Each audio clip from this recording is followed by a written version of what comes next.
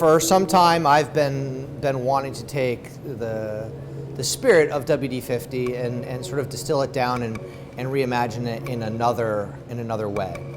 We realized that a small plate restaurant in the East Village of New York in 2013 isn't really a radical idea, and whereas WD-50 is more of sort of the only boat in the pond, we're in a pond full of boats, and our hope was to stand out not for our concept but for our execution.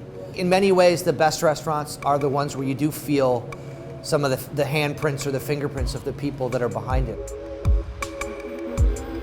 Chefs find inspiration from everywhere.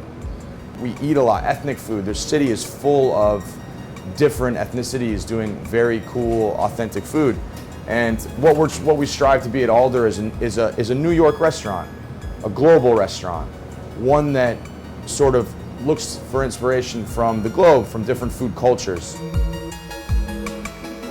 This is our pickled beet salad with coconut ricotta, and then some Thai basil croutons and kaffir lime oil. With the most exciting part of the dish is our coconut ricotta, which has no dairy in it. It's like a vegan's dream. It's just coconut milk that we combine some seaweed with, agar. I love the flavor profile. It sort of takes the conventional beet salad of beets and goat cheese and something that you see, something that everybody's very familiar with, or beets and ricotta, and sort of pushes it to Asia with the flavors of kaffir lime, coconut, basil, So I like this dish a lot. It's a pretty dish as well. Prep work, in this restaurant is pretty intense. There's this connotation of tweezer food, where you see chefs just hunched over like this with one arm behind their back with tweezers, and everything's very, meticulous. And there's a place for that, and I actually really sort of love that, the beauty of presentation. I think it really pushes food into an art form. A visual art form where it's, but at the end of the day, food has to taste good.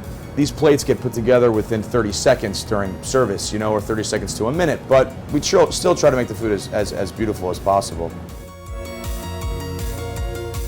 We want you to have fun as a diner, but we want to have fun as operators. We want to have fun in the kitchen, we want to have fun behind the bar, we want to have fun with the music.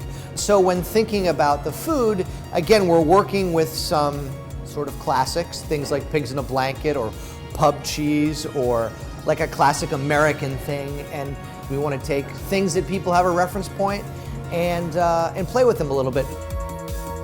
When we were thinking about the bar at Alder, we wanted it to be an environment where drinks would come out quickly, where it would be less about a show at the bar and more about really delicious drinks. The concept that I had seen, at one or two places prior to and had been thinking about for a few years is getting cocktails on draft. One of the sous chefs at WD-50 asked me, hey, where can I get a good Pimm's cup?